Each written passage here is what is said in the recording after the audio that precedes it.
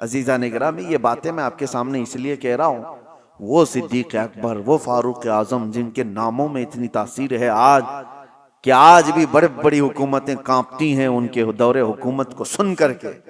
कैसर और किसरा लर्जा बरंदाम थे उमर इब्ने खत्ताब के नाम से, लेकिन उनका हाल ये है कि वो कहते हैं भूख ने मुझे घर से बाहर निकाला। अल्लाह के रसूल सल्लल्लाहु अलैहि वसल्लम के सबसे करीबी सहाबा हैं, वो भूखे रह करके रिहर्सल कर रहे थे कि भूख पर कंट्रोल हासिल करो।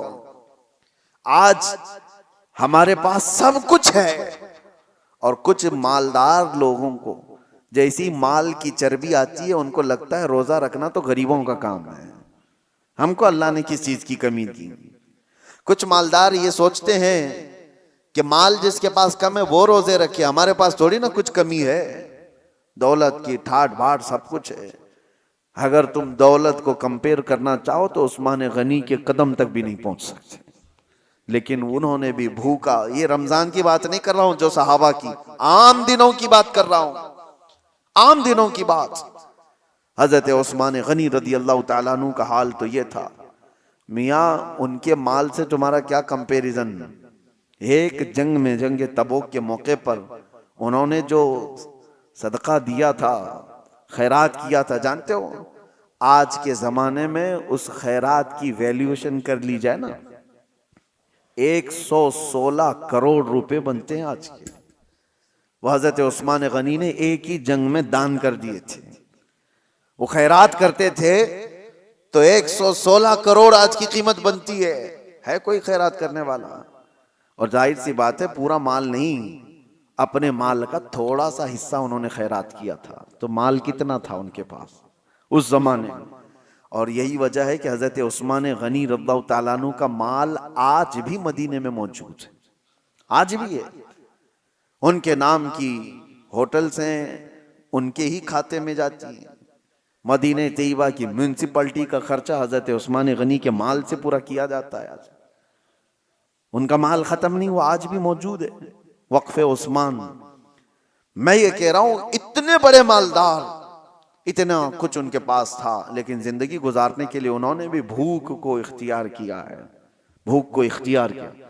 एक बार तो ऐसा हुआ कि एक सहाबी हुजूर के पास आए, कहा या रसूल अल्लाह सल्लल्लाहु अलैहि वसल्लम शादी के लिए माल कुछ खरीदने की मुझे जरूरत है, सामान खरीदने की, कुछ माल चाहिए। हुजूर ने कहा कि जाओ उस्मान के पास अपने शादी के अखराजात के पैसे ले लो, कहना कि मैंने भेजा है। वो साहबी आए हजरत उस्मान गनी के घर पर, तो अभी वो दरवाजे पर पहुंचे थे, हजरत उस्मान की गरजदार आवाज आ रही थी अंदर से। ये साहबी ठिठक कर खड़े हो गए, सुना कि डांट रहे हैं वो किसी को, वो अपने खादिम को डांट रहे थे, अपने गुलाम को डांट रहे थे हजरत उस्मान गनी। ये कान लगाकर बाहर से सुनते हैं कि किस बात पर डांट रहे हैं, तो देखा कि खादिम को, गुलाम को इस बात पर डांट रहे हैं कि चिराग में उसने बत्ती थोड़ी ज्यादा कर दी थी, तेल ज्यादा जल रहा था, बत्ती को थोड़ा सा लंबा कर दिया था तो तेल ज्यादा जल रहा था। उस्मान गनी इस बात पर खादिम को खूब डांट रहे हैं। तो ये सहाबी बाहर से सुनते हैं और वापस चले जाते हैं। जो अपने घर में चिराग के तेल जलने पर गुस्सा करता हो, मेरी शादी का खर्चा कहां से देगा, वापस चले गए। दूसरे दिन आए, वही वक्त था, आज फिर गरजदार आवाज आ रही थी अंदर से। इन्होंने सुना आज फिर किसी को डांट रहे हैं, आज फिर खादिम को डांट रहे थे। किस बात पर? इस बात पर कि दाल में नमक ज्यादा किया हुआ है, ज्यादा नहीं टेस्टी बनाया हुआ है, नमक के बगैर तो टेस्ट आता नहीं, तो टेस्ट अच्छा कर दिया। तो हजरत उस्मान गनी उस पर उसको डांट रहे हैं कि नमक इतना इस्तेमाल कर लिया कि दाल लज्जत वाली हो गई है, ज्यादा खाई जा सकती है। तो ये साहबी जो बाहर खड़े थे उन्होंने कहा ये तो दाल पर और चिराग पर गुस्सा करते हैं, ये मेरे शादी का खर्चा कहां से देंगे। वो वापस पलट रहे थे, हजरत उस्मान गनी ने उनको देख लिया, कहा कि कल भी तुम आए थे, आज भी तुम आए, क्या बात है, किस लिए आए? उन्होंने कहा बात दर हकीकत यह है कि अल्लाह के नबी सल्लल्लाहु अलैहि वसल्लम ने तुम्हारे पास मुझे भेजा, मेरे शादी के अखराजात आपसे मैं हासिल करूं, लेकिन आप 2 दिन से मैं देख रहा हूं गुस्से में हैं, खादिम को खूब डांटे जा रहे हैं, कभी चिराग पर कभी दाल पर। मैंने ये सोचा कि कहाँ मेरी शादी हो सकती है इनके माल से। हजरत उस्मान गनी ने कहा, कसम खुदा की, तू क्या अल्लाह के नबी का हुक्म हो तो 70 शादियां मैं तनहा कर दूं। लोगों के मदद के लिए मेरा माल खुला हुआ है, लेकिन जो तुमने देखा मेरे घर में वो मेरे अपने जरूरत के लिए चीजें थी। खादिम ने चिराग को, बत्ती को ज्यादा किया, तेल ज्यादा जलता गया, नमक इतना डाल दिया कि दाल ज्यादा खाई जा रही। इस बात पर मैंने गुस्सा इसलिए किया कि कल क़यामत के दिन रब्बे जुल जलाल अगर हिसाब ले ले, क्या उस्मान तुझे इतनी ही रोशनी की जरूरत थी, तूने इतना ज्यादा क्यों जलाया? अगर रब तबारक व तआला हिसाब ले ले कि तूने दाल जितने पर तेरा गुजर हो सकता था उससे ज्यादा खाया क्यों, इसकी लज्जत बढ़ गई तेरी, तो मैं क्या जवाब दूंगा? इसलिए तरबियत के लिए मैं अपने खादिम को डांट रहा था, ये नहीं कि दूसरे को देने के लिए कभी डांटा है। ये हज़रत उस्मान गनी थे जिन्होंने मालदारी के औज पर पहुंच करके भी कंट्रोलिंग दिखाया दुनिया को। आज लोग ये समझते हैं बहुत माल आ जाए तो हमारा नहीं है काम रोजा रखना, तरावी पढ़ना, ये गरीबों का काम है। और अगर तुम्हारे दिमाग में ऐसा है तो ठीक ही है कि अल्लाह गरीबों को पसंद भी फरमाता है। अल्लाह ताला गरीबों के घर रमजान भेजा है, वो रोजा भी रखते हैं और तरावी भी पढ़ते हैं, और इस्लाम गरीबों से शुरू हुआ है और गरीबों में खत्म भी हो जाएगा।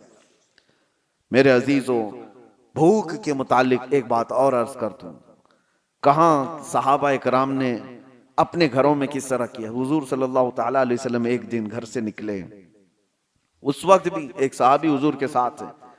कहते हैं कि रसूल पाक सल्लल्लाहु ताला अलैहि वसल्लम हजरत फातिमा के घर गए। हजरत फातिमा उस वक्त घर में अकेली बच्चों के साथ, देखा कि आवाज नहीं निकल रही है बच्चों की। हजरत फातिमा रदी अल्लाह ताला अन्हा, नहीं मैं ये बात बाद में अर्ज करता हूँ। हुजूर पाक सल्लल्लाहु ताला अलैहि वसल्लम की एक दावत हुई हजरत अबू अय्यूब के घर। हुजूर पाक सल्लल्लाहु ताला अलैहि वसल्लम जैसे ही पहुंचे, उन्होंने एक बकरी का बच्चा ज़बह किया और आपकी दावत कर दी।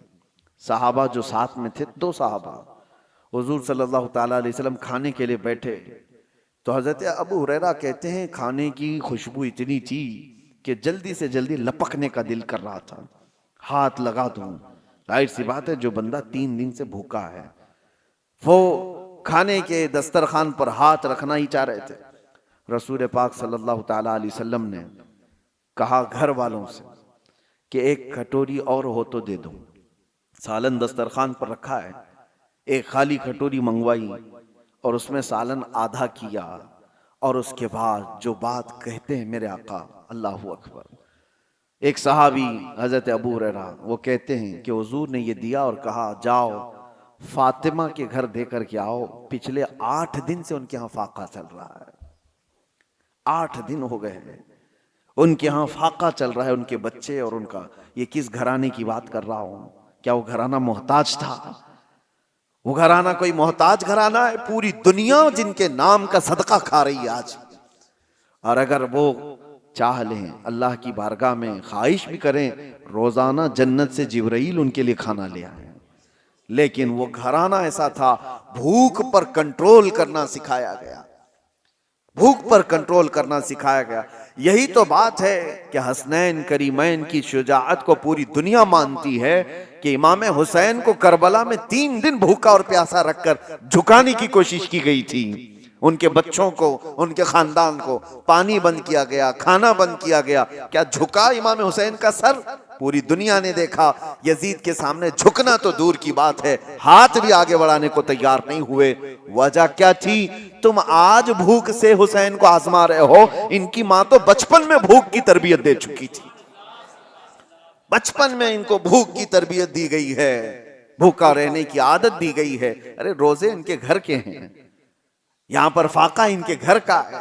यही तो बात है कि आज अपने बच्चों को अगर आप भूख को बर्दाश्त करने की तरबियत दे दो, इंशाअल्लाह मेरा ये कहना है कि कभी तुम्हारा बच्चा हराम रोजी की तरफ नहीं जाएगा। वो कभी ऐसा नहीं होगा कि अपने लज्जतों के लिए कुछ भी खा लेगा। हमारे घर में रोज खाना बनता है, ठीक है, कभी कभार ना बनाओ। मैं खुद मेरे वालिद गिरामी को देखता, किसी दिन पूरा का पूरा ऑफ, कुछ भी नहीं, वो मुरमुरे होते थे, हमारी माँ से कहा जाता बच्चों को आज यही खिलाओ, हर दिन लज्जत वाली चीजें खाने की जो बच्चों को आदत हो जाती है। माँ आज बिरयानी, माँ रात को सालन, माँ आज ये चाहिए, माँ वो चाहिए। बच्चों की ख्वाहिशात पर तो हम उतावले रहते हैं, बेटा क्या चाहिए अभी। और अब तो जमाना पिज्जे बर्गर का आ गया, इधर ख्वाहिश किया कि उधर घर में आ गई चीजें। तो बच्चों को इस कदर हम लज्जतों के साथ हावी कर चुके हैं उनके खानों की ख्वाहिशात को, कि वो अब बच नहीं पाते। और एक दिन अगर उनको हल्की ग़िज़ाएं कहो कि कभी दाल चावल खा लो, कितने घरों से हमें ये बात आती है, उनकी माएँ या उनके घर वाले कहते हैं, घर में किसी दिन सब्जी पकाई जाए तो ये बच्चे घर से ही भाग जाते हैं, कहते हैं आज खाना नहीं है। क्या बना है घर में, कुछ खाना थोड़ी है, बाहर जाएंगे चाइनीज खाना है। कोई दिन ऐसा आता है कि रोज लज्जत वाली चीजें खा रहे हैं, आज दाल चख लेंगे। कोई दिन ऐसा आता है कि आज अपने नफ्स को मारने के लिए करेला चख लेंगे, जो ख्वाहिश होती ही नहीं जिसकी खाने की, चख लेंगे। मेरे अजीजों, ये भूख को अगर तुमने कंट्रोल नहीं किया तो ये ऐसा घोड़ा है जो कहीं रुकता नहीं, नफसानी ख्वाहिशात, इसको लगाम देना पड़ता है। हजरत सैयदना ईसा अलैहिस्सलाम नमाज में खड़े थे, कमजोरी थी, तो कहते हैं कि शैतान उनके पास आया और नफ्स के रास्ते से उनसे कहा, आप बड़े कमजोर हैं, थोड़ा खा लेंगे तो इबादत में खड़े हो जाएंगे। आप नसीहत कर रहा है, इबादत आपकी अच्छी हो जाएगी, आप थोड़ा खा लेंगे, कुछ खाना पानी पेश कर लो। सैयदना ईसा अलैहिस्सलाम जलाल में और कहा, यकीनन भूख तो लगी है, प्यास तो लगी है, लेकिन तुझ जैसा शैतान और ये कहे कि खा ले इबादत में ताकत आ जाएगी, ये समझ से बाहर है।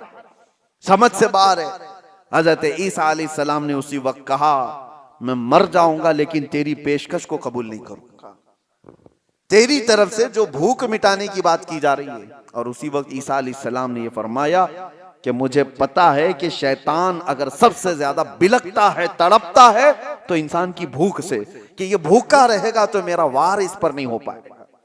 शैतान को इस बात का हमेशा डर है कि जो बंदा भूखा और प्यासा रह जाए और उसको बर्दाश्त हो जाए तो शैतान कहता है कि इस पर तो मेरा वार हो नहीं पाएगा, मुश्किल हो जाएगा, इसको खिलाओ, इसको पिलाओ। रोजा छोड़ने की जितने लोगों के दिलों के अंदर ये ख्वाहिशात आती हैं, वो नफ्स उनका रोजे से दूर करता है। वो शैतान का जासूस कहा गया है नफ्स को, जो छोड़ करके गया है। रमजान में शैतान तो नहीं, लेकिन शैतान का जासूस हमारे साथ है, वो नफ्स है। हमें किन किन चीजों की ख्वाहिशात है, ये नफ्स उसे खबर देता है शैतान, और उसी रास्ते से वो हम पर हमला करता है। नफ्स तो हमारे सबके साथ है।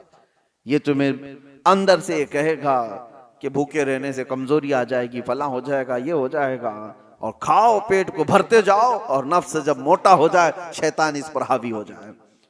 इसलिए मेरे अजीजों, और बहुत सारी मिसालें ऐसी हैं कि भूख ने इंसान को काबू में करने की आदत अगर किसी इंसान के अंदर आ गई तो वो वक्त का वली बन जाएगा। अल्लाह के औलिया इकराम की पूरी तारीख आप देखो, उनके यहाँ जो तरबियत दी जाती है, सबसे पहले भूखा रहने की तरबियत दी जाती है, भूखा रहने। इसलिए मुझे एक बात याद आती है, मारहरा मुतहरा में हजरत सैयद आले रसूल अहमदी मारहरवी रदी अल्लाह ताला, आला हजरत के पीरो मुर्शिद हैं। वो बड़े सादात का खानदान, हुजूर सैयद आले रसूल अहमदी मारहरवी खातिमुल अकाबिर रहमतुल्लाह ताला अलैह, आपकी बारगाह में एक मौलाना साहब आए और उन्होंने कहा कि हुजूर आप यहाँ खिलाफत मुझे लेनी है। लोग खिलाफत के चक्कर में भागते रहते हैं, आज तो आम है, कहीं से भी मिल जाएगी चलते फिरते, लेकिन वो औलिया कामिलीन, उनके यहाँ मौलाना साहब ने कहा कि हुजूर आपसे बैत हूँ, खिलाफत चाहिए। तो हजरत खातिमुल अकाबिर ने कहा, आज तो आए यहाँ आप रात में, खाना खाइए, आराम कीजिए, कल देखेंगे, बात करेंगे।